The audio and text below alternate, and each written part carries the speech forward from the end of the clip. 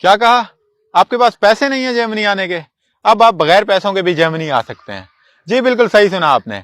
इस वीडियो में हम 6 ऐसे तरीकों की बात करेंगे जिनसे आप लिटिल टू नो मनी के साथ जर्मनी मूव हो सकते हैं और इसमें किसी किस्म का ब्लॉग अकाउंट की भी जरूरत नहीं पड़ती। इन 6 वेज को हम बारी बारी देखेंगे और आपने इसको गौर से सुनना है, क्योंकि अगर एक तरीका आपके लिए काम नहीं करता तो होपफुली दूसरा तरीका आपके लिए काम कर जाएगा। तो चलें शुरू करते हैं और सबसे पहले बात करते हैं स्कॉलरशिप्स की। तो अगर आप किसी जर्मन यूनिवर्सिटी या इदारे से स्कॉलरशिप लेने में कामयाब हो जाएं तो आपको ब्लॉक अकाउंट की जरूरत नहीं रहती, बल्कि आपको एक स्कॉलरशिप अवार्ड लेटर चाहिए होता है जिसे आप एम्बेसी में दिखाकर अपना वीजा प्रोसेस करा के जर्मनी आ सकते हैं। ऑल्दो जर्मनी में बहुत कम स्कॉलरशिप्स अवेलेबल होती हैं क्योंकि एजुकेशन ऑलरेडी फ्री है, but still there are some scholarships जिस पे आप अप्लाई कर सकते हैं और अगर आप सिलेक्ट हो जाएं तो एक तो आपको ब्लॉक अकाउंट की जरूरत नहीं रहती और दूसरा जब आप यहां आ जाते हैं तो आपको पर मंथ 1000 से 1500 यूरो मिलते रहते हैं, जिससे आपको दूसरा काम करने की जरूरत नहीं है, बल्कि आप फुली अपनी स्टडीज पे फोकस कर सकते हैं। मोस्ट वेल नोन स्कॉलरशिप की बात करें तो वो दाद स्कॉलरशिप है जिसमें सर्टेन फील्ड्स अवेलेबल होती हैं।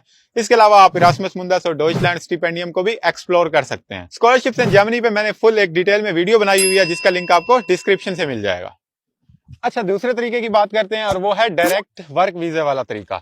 इसमें भी ब्लॉक अकाउंट की जरूरत नहीं होती। इसमें करना क्या होता है, आपने पाकिस्तान से बैठ के ही आप लिंक्डइन के थ्रू जर्मन कंपनीज में अप्लाई करते हैं, वहां पे इंटरव्यूज देते हैं और अगर कोई कंपनी आपको जॉब ऑफर दे देती है तो बस यही चाहिए होता है मेन चीज। बाकी हल्की फुल्की रिक्वायरमेंट्स होती हैं और आप एम्बेसी में जाते हो, इंटरव्यू होता है और आपको वर्क वीजा मिल जाता है। अच्छा, अब इसमें वर्क वीजा दो तरह का होता है, एक नॉर्मल वर्क वीजा होता है और दूसरा ब्लू कार्ड। तो आपने कोशिश करनी है कि आपको ब्लू कार्ड मिले। ब्लू कार्ड क्या होता है? ब्लू कार्ड के अंदर जो है वो सैलरी एक खास थ्रेश होल्ड से ज्यादा होती है। स्टेम फील्ड्स की बात करें तो उसके लिए 45,000 होती है एनुअली और दूसरी फील्ड्स के लिए ये स्लाइटर हायर होती है।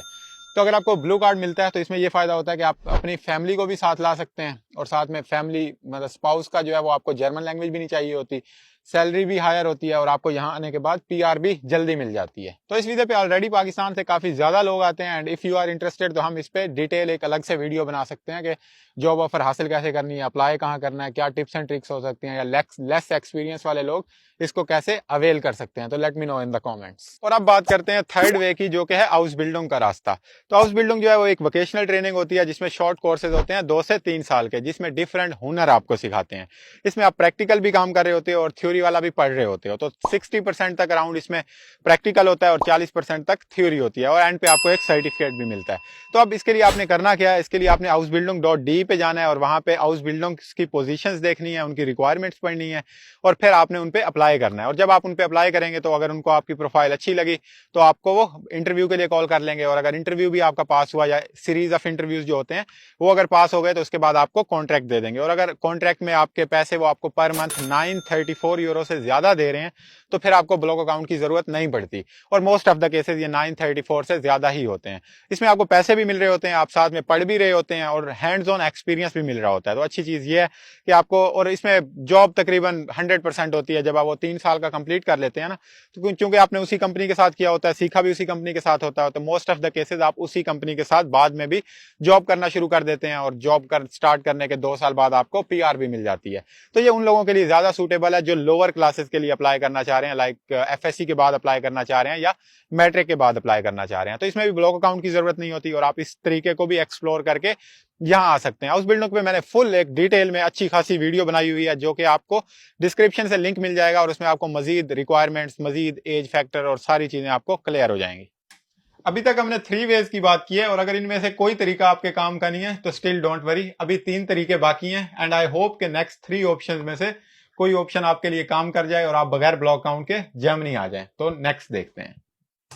फोर्थ फेज जिसकी हम बात कर रहे हैं वो है पीएचडी प्रोग्राम्स। इसका मतलब अगर आप जर्मनी में पीएचडी प्रोग्राम करने आते हैं तो आपको ये जो पीएचडी प्रोग्राम्स हैं वो फंडेड होते हैं और इसमें आपको ब्लॉक अकाउंट की जरूरत नहीं पड़ती। तो अब आपने करना क्या है, जो 2 famous websites PhD programmes find करने के लिए वो है findphd.com और दूसरी आप daad.de पे देखेंगे तो वहां पे आपको पीएचडी के प्रोग्राम्स मिल जाएंगे जहां पे आपको फंडेड प्रोजेक्ट्स भी मिल जाएंगे उन यूनिवर्सिटीज में। तो आप प्रोफेसर के साथ और यूनिवर्सिटी के साथ जो है वो कॉन्ट्रैक्ट बना सकते हैं, अपनी ऑफर जो है वो फाइनल कर सकते हैं। ये भी एक तरह का वर्क वीजा ही होता है जिसमें आपको पर मंथ वो पे कर रहे होते हैं। तो इस तरह आप आ सकते हैं और इसमें भी आपको ब्लॉक अकाउंट की जरूरत नहीं पड़ती। इसके अलावा एक और तरीका जिसकी हम बात कर रहे हैं वो है एफआरवी। एफआरवी का मतलब है फैमिली रीयूनियन वीजा। इसका मतलब अगर जर्मनी में पहले से आपकी फैमिली है तो आप रीयूनियन के लिए जर्मनी आ सकते हैं और इसमें ब्लॉक अकाउंट की जरूरत नहीं होती, मगर एक शर्त इसमें लाजमी है कि आपका स्पाउस जो है वो ऑलरेडी जर्मनी में हो। अच्छा, इसमें आप स्टूडेंट वीजा पे भी अपने स्पाउस को ला सकते हैं, मगर इसके लिए ऐसा नहीं है कि ब्लॉक अकाउंट की जरूरत नहीं होगी, बल्कि इस केस में ब्लॉक अकाउंट की जरूरत होगी, क्योंकि आपका जो ऑलरेडी स्पाउस है इधर वो ऑलरेडी डिपेंडेंट है स्टडी पे या स्टडी वीजा पे है या किसी और वीजा पे है। तो जब तक वो वर्क वीजा पे नहीं होगा, उसकी अच्छी खासी इनकम नहीं होगी, तो स्पाउस को नहीं बुला सकता। तो अगर आपका स्पाउस जर्मनी में है या सून जर्मनी में होगा तो आप ये रास्ता इख्तियार कर सकते हैं। लेकिन एक बात आपको याद रखनी है कि अगर आप इस्लामाबाद एम्बेसी से अप्लाई कर रहे हो तो उसमें एक लंबा वेटिंग टाइम है। लेकिन हाँ, अगर आप ब्लू कार्ड पे अभी रिसेंटली जा रहे हैं और इंटरव्यू है आपका, तो फिर आप फैमिली के साथ भी जा सकते हैं और फिर इकट्ठे इंटरव्यू हो जाता है और फिर फैमिली रियूनियन आसान हो जाता है। अच्छा, इसके अलावा आखिरी रास्ते की बात करते हैं जो कि वेरी इंपॉर्टेंट है और काफी पाकिस्तानी इसको यूज भी करते हैं, और वो है स्पॉन्सर वीजा का रास्ता। स्पॉन्सर वीजा में ये होता है कि जर्मनी में कोई सेटल्ड बंदा अगर आपकी जिम्मेदारी ले ले, आपको एक लेटर दे दे, लेटर ऑफ स्पॉन्सरशिप दे दे, तो आपके ब्लॉक अकाउंट की जो रिक्वायरमेंट है वो एग्जेम्प्ट हो जाती है। आप बगैर ब्लॉक अकाउंट के यहाँ आ सकते हो, क्योंकि उस लेटर में लिखा होता है कि ये जो बंदा आ रहा है स्टडी वीजा के लिए या जॉब सर्च वीजा के लिए या जिसके लिए भी, वो मेरी जिम्मेदारी है। तो असल में ये होता है कि जो आपका जो वो लेटर होता है उसके अंदर ऐसा नहीं है कि वो सिर्फ लेटर होता है जो बंदा यहाँ से बनवा के आपको भेज देता है, और जहां पे जो बंदा है या जो बंदी है उसको पैसे एक्चुअली जमा कराने की जरूरत नहीं होती, वो सिर्फ रिस्पॉन्सिबिलिटी ले रहे होते हैं। और इसमें आप सोच रहे होंगे कि आपका भाई या आपका रिलेटिव तो कोई जर्मनी में नहीं है, लेकिन अच्छी बात यह है कि इसमें जो आपका स्पॉन्सर है वो लाजमी नहीं है कि वो आपका ब्लड रिलेशन हो, वो आपके अब्बू के भाई का दोस्त भी हो सकता है। तो एम्बेसी वाले ओबियसली पूछते हैं कि भाई ये बंदा आपको क्यों जो है वो स्पॉन्सर कर रहा है, तो फिर आपने वजह बता देनी है कि ये बंदा स्पॉन्सर कर रहा है और क्यों कर रहा है। तो इस तरीके से भी आप जर्मनी आ सकते हैं और इस तरीके में भी ब्लॉक अकाउंट की रिक्वायरमेंट नहीं होती। इसके अलावा जो मैंने पूरी इस पे एक वीडियो बनाई हुई है कि उसकी एलिजिबिलिटी रिक्वायरमेंट्स क्या होंगी, कौन बंदा आपको स्पॉन्सर कर सकता है, कैसे कर सकता है, प्रोसीजर क्या है, तो वो आपको इस वीडियो में मिल जाएगा जो ऊपर आ रही है, ये या ये।